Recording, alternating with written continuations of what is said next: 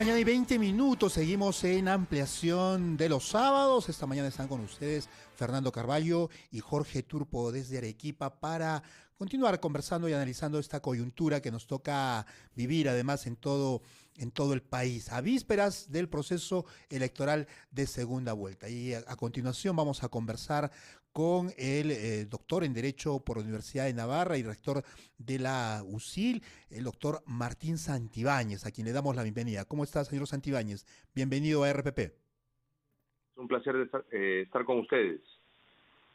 A ver, bueno, vamos a conversar un poco de la situación electoral en el país, el tema de los indecisos, ¿no? Y cualquiera que sea el resultado de este domingo, sin duda enfrentamos un escenario de extrema polarización y gobernabilidad. ¿Cuál es su primer análisis de la situación en la cual nos toca vivir en estos días y luego, además de los resultados que seguro conoceremos la noche del domingo y hasta el lunes probablemente?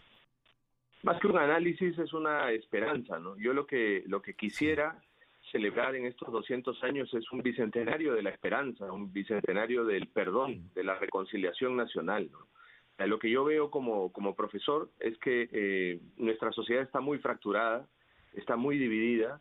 La culpa es de todos tenemos parte de la culpa en esto que ha sucedido en nuestro país y todos tenemos que arreglar esta situación. Y para eso, pues lo que tenemos que hacer es ser humildes, ser muy humildes y ponernos a trabajar por los demás, ¿no? Pensar nuevamente en esas grandes ideas que movieron a tantas generaciones de peruanos, como son la unidad de nuestro país, la solidaridad con los demás y el preocuparnos por los que menos tienen y por los que están muriendo en este momento, ¿no? O sea, estas no son unas elecciones normales, no son unas elecciones para escoger una ideología concreta, no son unas elecciones para escoger una simpatía política, estas son unas elecciones para escoger entre la vida y la muerte, ¿no? Aquí la gente se está muriendo. Nos acabamos de enterar de que no eran los que habían dicho, sino que es casi el triple, ¿no? Pues la gente se está muriendo por la enfermedad, se está muriendo por el virus, se está muriendo por el hambre, se está muriendo porque no tienen trabajo, se están muriendo porque no hemos sido capaces de ayudar a todas las personas que están pasando una crisis terrible, ¿no? Y esa tiene que ser la gran esperanza del país, ¿no? La esperanza de que seamos capaces de reaccionar, de perdonarnos, de trabajar con humildad y de no dejar que la gente se muera por la salud o por el hambre o por la falta de trabajo, ¿no? Ese tiene que ser, creo yo, el bicentenario de la esperanza, ¿no? El bicentenario del perdón. Doctor Santibáñez, muy buenos días. Gracias por su Buenos días, presencia en RPP. Ya hemos conversado en otras oportunidades, nos hemos encantado. beneficiado de su saber jurídico y de su amor a nuestro país. En este caso, hemos leído con mucha atención un artículo que ha publicado recientemente El Perú y los indecisos. Naturalmente hay aspectos ahí que ya no caben dentro de las restricciones a las que estamos sometidos Claro. ahora en víspera de elecciones, pero hay un punto que sí es fundamental y que hace eco a lo que acaba de decirnos en las ondas de RPP. Gane quien gane, dice, hay que, cito, restañar las heridas. Y para eso usted precisa, hará falta una labor titánica, un esfuerzo histórico. Esas son palabras suyas. ¿Cómo cree usted que se puede materializar institucionalmente esta labor titánica? Es decir, ¿qué pasos institucionales cree usted que nuestro país y sus representantes deben recorrer para, como lo acaba de decir, garantizar la unidad después de la batalla electoral?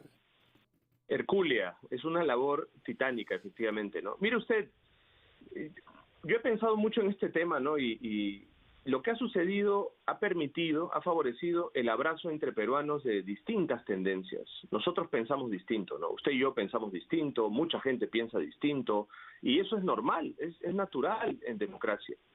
Y las personas que piensan distinto, cuando ven la necesidad de vencer la crisis del virus, la muerte en la puerta de tu casa, cuando ven la necesidad de rescatar al país de la postración laboral, no tienen trabajo. Cuando ven a la gente que se está muriendo de hambre y ahora pronto de frío, pues entonces lo único que queda, la única solución institucional, como usted la llama, correctamente, es una gran coalición. Entiendo que usted vive en Europa y sabe que es una gran coalición, ¿no? Una gran coalición es la unidad de muchas personas que piensan muy distinto, pero que tienen un objetivo común, un objetivo patriótico, un objetivo realista y un objetivo humano, que es salvar al Perú, salvar al Perú. Hay que salvar al Perú. Ahora, doctor Santibáñez, pero ¿cómo sacudirnos de este miedo, temor que hay muchas personas y que lo expresan, bueno, con algunos argumentos también? ¿Usted cómo ha percibido, por ejemplo, desde la Universidad San Ignacio de Loyola a sus estudiantes, a los universitarios? ¿Cuál es la percepción en esta parte de integrantes de la ciudadanía, ¿no? Los jóvenes universitarios, ¿cómo se han expresado en este proceso electoral? ¿Cuál ha sido más o menos el análisis que usted ha tenido allí? Anoche he estado inaugurando una maestría con 200 nuevos alumnos, una maestría de educación con 200 nuevos alumnos a través de un Zoom y durante toda la semana he estado reunido con muchos alumnos de varias facultades de mi universidad, de la Universidad San Ignacio de Loyola, y todos están es casi unánime, francamente, ¿no? Por lo menos todos los que han conversado conmigo me dicen, ¿no? Necesitamos que los políticos se unan. Necesitamos que la clase dirigente del país se una, que los empresarios se unan, que los periodistas se unan, que los profesores universitarios se unan y que invoquen a la unidad. Necesitamos, no con estas palabras, una coalición, una gran coalición de partidos que piensan distinto, de personas que piensan distinto, pero que tengan un único objetivo, que es sacar el país adelante, sacar el país adelante. No podemos llegar a los 200 años de la República, no podemos llegar a los 200 años con miedo, con temor. No podemos contemplar las ruinas de nuestro país sin hacer nada. ¿Y cómo lo hacemos? Me dice usted. Pues para hacerlo, lo que tenemos que hacer es ponernos a trabajar y dejar de pelear. Señor rector, permítame por favor que se incorpore a nuestro diálogo a un analista político, el señor Henry Rafael. Henry Rafael, buenos días. Hola Henry, ¿qué tal? Buenos días Martín, sí. ¿Qué tal? Buenos días Jorge, ¿qué tal? Buenos días señor Carvalho. Sí, hemos escuchado tesis de fondo que han sido formuladas por el rector Santibáñez. Quisiéramos que nos diga usted desde su perspectiva de comunicador, ¿cómo es que se pueden transmitir para que lo que el señor Santibáñez nos ha dicho, que parece una evidencia, que es nada menos que la necesidad de reconstruir nuestra unidad, y ha dicho incluso forjar una coalición? ¿Cómo ve usted que eso pueda hacerse viable?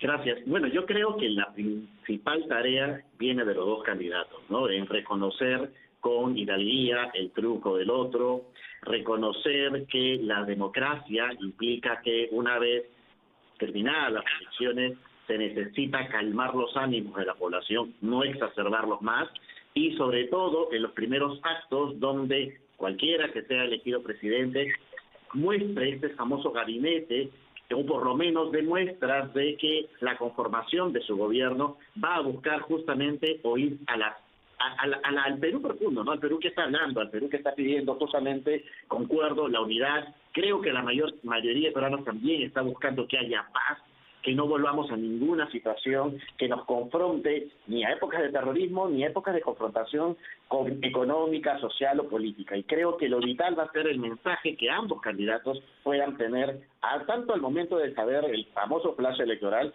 como posteriormente en los días siguientes, ya cuando se vaya conociendo con certeza los resultados del Jurado Nacional de Elecciones. Señor Rafael, ¿y cuáles son esos puntos concordantes? Es decir, el mensaje que creemos primordial es el reconocimiento del resultado de las elecciones, indudablemente, pero luego, ¿qué señales, qué puntos de confluencia deben tener el candidato que resulte ganador en todo caso para poder hacer esa convocatoria a la unidad? Yo creo que parte de la paz y la tranquilidad tiene que ver también con los mensajes de tranquilidad económica, porque claro, si en los primeros días los mensajes sobre el manejo de la economía generan que suba el dólar, que suban los precios, que generen este tipo de ansiedad, la ansiedad se va a ir viendo también reflejada en las calles. Entonces no se trata solamente de un discurso de paz, porque a veces pasa eso, ¿no? O sea, yo doy un discurso de paz, pero genero acciones que generan división. Y entonces yo creo que la clave, lo que se llama en comunicación política, el ser y el parecer. Hay que decirlo, ese es el ser, pero hay que hacerlo. Mejor dicho, ese es el parecer y hay que hacerlo. O sea que hay que proponer acciones que lleven no solamente a la tranquilidad de la ciudadanía, sino, por ejemplo, ¿qué primeros anuncios vamos a tener al momento de asumir la decisión popular? ¿No? Es restablecer la tranquilidad para que la economía no se altere. Si la economía se altera la sociedad y probablemente se altera esta polarización también que hemos visto. Permítame, por favor, para respetar nuestros horarios, ir a una pequeña pausa. Yo le rogaría al rector Santibáñez y al experto en comunicación Henry Rafael que nos acompañe durante la pausa para retomar con Jorge Turpo nuestra conversación de A4. Muchas gracias. Son las 8:37, estamos conversando con el rector de la Universidad San Ignacio, Martín Santibáñez, y con el especialista en comunicación política, Henry Rafael. Y yo quisiera plantearles una pregunta inspirada en algo que nos dijo el señor Santibáñez hace unos minutos. ¿Qué es el papel que la pandemia ha jugado en la mentalidad, en el estado de ánimo, en la, digamos, trasfondo emocional de los electores? Y la pregunta se la hago con tanta más sinceridad que tengo entendido, si me permite hacer una referencia personal, doctor Santibáñez, que usted mismo ha sufrido de COVID-19, razón por la cual nos alegra enormemente verlo con tanto vigor y tan plenamente recuperado. Así que muchas gracias por estar con nosotros y por la batalla que usted ha librado contra esta enfermedad. Pero yo quisiera que desde el punto de vista de su propia experiencia, pero en general, como observador riguroso de nuestra vida pública, nos diga si no piensa usted que dentro de 10 o 20 años, quienes vivan ahí, yo soy el que menos posibilidades tengo, creo, de estar vivo en 20 años, pero cuando vean esta época, no se dirán: toda esa gente estuvo marcada por una angustia de la que no se daban cuenta, que era la amenaza de muerte y la cantidad de muertes. Nos ha dicho Jorge Turpo en Arequipa, una quinta parte de los muertos diarios viene de su región y todos hemos perdido personas queridas. ¿Qué piensa usted sobre la influencia del tema sanitario y pandémico sobre la actitud de los electores, doctor Santibáñez? Sí. Muchas gracias por sus buenos deseos, ¿no? Efectivamente, yo estuve enfermo, como muchísimos peruanos, de COVID, ¿no? Y la enfermedad me enseñó varias cosas. La primera es que el dolor te hermana, ¿no? El dolor te hermana. Yo recuerdo estar postrado en mi habitación y escuchar la sirena de las ambulancias que pasaban e irlas contando, e ir rezando por cada una de las personas que iban en esas ambulancias, que tal vez no tenían la oportunidad de atención que he tenido yo, ¿no? Por un lado, el dolor te hermana. Por otro lado, pues lo que ha demostrado esta pandemia es que teníamos una idea falsa de una prosperidad falaz, una prosperidad totalmente falaz, ¿no? Y que éramos intocables, ¿no? Que nada nos iba a pasar como país, como sociedad, y no es así. La naturaleza humana es sumamente frágil, ¿no? Ha bastado un virus para darnos cuenta de todas las deficiencias del Estado peruano que lleva décadas de construcción, 200 años de construcción. El virus, un virus microscópico, ha desnudado las deficiencias del Estado peruano. Somos un país tercermundista en el ámbito de la salud. Somos un país en vías de desarrollo en el ámbito de la infraestructura. Y somos un país en vías de desarrollo en el ámbito de las instituciones, ¿no? Eso la pandemia lo ha dejado muy claro a todos. Yo creo que nadie puede decir que no ha quedado claro que el Estado no ha sabido responder a la emergencia sanitaria, no ha podido responder, que tenemos una institucionalidad muy frágil y que falta mucho. Como decía el poeta, hay hermanos, muchísimo por hacer. Y luego me ha enseñado a mí en el tema personal, algo lo mencionó usted hace un momento, ¿no? Yo he recordado, también lo he escrito en algún momento, la frase de Juan Pablo II, que es evangélica, ¿no? No tengan miedo, no tengan miedo, no tengan miedo. Y eso es lo que le repito a mis alumnos y lo que veo en la generación joven, la generación del Bicentenario. No tienen miedo, son valientes, ¿no? Y es lo que hay que decirle a nuestro pueblo y a todos: no tengan miedo, no hay que tener miedo. Muchas gracias por esta reflexión y por este testimonio personal. Nos ha emocionado particularmente su reacción ante el sonido de las ambulancias que usted captaba de su lecho de enfermo. Muchas gracias por esa referencia. Señor Henry Rafael, ¿qué nos dice antes de que Jorge Turpo formule otra pregunta sobre este mismo tema? La influencia que la amenaza sanitaria tiene sobre la mentalidad de los electores. Sí, una de las cosas, y me uno, por supuesto, al mensaje y al cariño que creo muchos le tenemos a Martín y felices por su recuperación, que creo que la pandemia también nos dio un llamado de alerta al sentido de la equidad, ¿no? Porque la equidad a veces suena como una palabra bonita, pero cuando todos los sectores comienzan a tener ausencia de camas, ausencia de vacunas, ausencia de médicos, y cuando hay una pandemia de ese tipo, pues comenzamos a entender que justamente ese clamor de los sectores más golpeados del Perú con la pobreza es un clamor que se siente y que hay que atender, y que creo que nos ayuda a reflexionar sobre la equidad que tenemos todos los peruanos, de todos por igual. Por ejemplo, tener acceso a servicios de salud. Y nos ayuda a entender que esa equidad significa que todos los peruanos podamos tener acceso al trabajo, acceso a una mejor economía.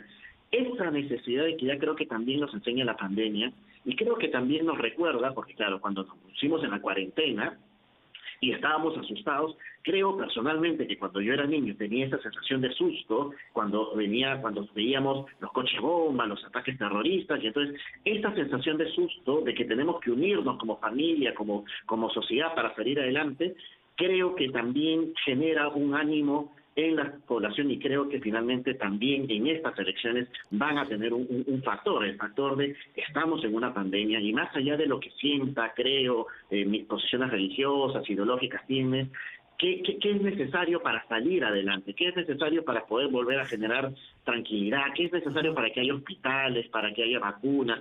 ¿Quién de las propuestas pues puede llenarme de esa necesidad que tengo como ciudadano para que mi papá tenga trabajo, para que mi hija, para que mi hijo salga a estudiar otra vez, para que la vida en desarrollo sea equitativa para todos? Yo creo que esa movilización emocional también va a tener un efecto muy importante en las próximas horas de las elecciones que tenemos adelante. Sí. En ese sentido, hemos coincidido aquí la necesidad de dejar la confrontación, apuntar a la unidad y pensar en el país en términos generales, ¿no? Aunque suene a veces hasta romántico, conociendo, digamos, la realidad política del país, de confrontación. En los momentos más duros hemos seguido confrontados, hemos tenido protestas. ¿Cuántos presidentes hemos tenido en los últimos meses? Ahora, señor Henry Rafael, lo que yo quiero preguntarle es en relación al rol que ya deben empezar a asumir los congresistas electos. Es decir, ¿cuál va a ser el papel del nuevo Congreso para contribuir a que logremos este entendimiento y podamos conducir de una manera adecuada el país? ¿Cómo ve la conformación del nuevo Parlamento y cuál es el rol que ya deberían empezar más o menos a dar señales, ¿no? Sí, qué gran pregunta, Jorge, porque claro, hemos visto a los parlamentarios electos de los partidos en campaña, y los que no están en campaña un poco rezagados ante esta campaña de la segunda vuelta, pero yo creo que ellos son los primeros llamados a poder dar señales de que van a poder conformar un Congreso de unidad. Así como se quiere y se hace un llamado a que busquemos un gobierno de la unidad, el gobierno de un país no solamente lo tiene el Estado, el Ejecutivo, el Estado también lo conforma el Legislativo, y ya sabemos todos los problemas que todavía tenemos los peruanos con lo que hemos visto en los congresos recientes. Entonces creo que los parlamentarios tienen una gran labor. Primero, las bancadas parlamentarias en el poder comenzar a confluir en darle también esa tranquilidad y ese respaldo que va a necesitar el Ejecutivo en su primera medida. Pero por supuesto, por eso decía que la paz social no se alcanza solo con discursos románticos, como decía Jorge, sino con mensajes que puedan dar tranquilidad. Y hoy, que en una situación de pandemia y en una situación donde la economía está muy golpeada, no recordar que somos el país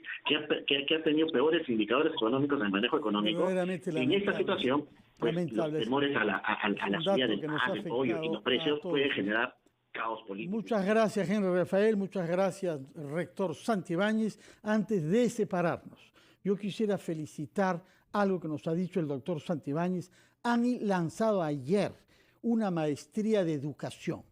nos hemos dado cuenta de lo importante que es esta profesión y lo desatendida que ha estado académicamente en muchas universidades. El hecho de que en estas circunstancias de pandemia y entre las dos vueltas electorales se esté lanzando una maestría en educación es una señal de la resistencia del Perú y nuestras instituciones y de la manera como sabemos apostar a largo plazo por la educación. Felicitaciones, señor rector, por eso y gracias por la noticia que nos ha dado, que nos alienta. Muchas gracias por su presencia en RPP, que tengan muy buenos días y que mañana votemos todos con responsabilidad y amor por el Perú. Muy buenos días.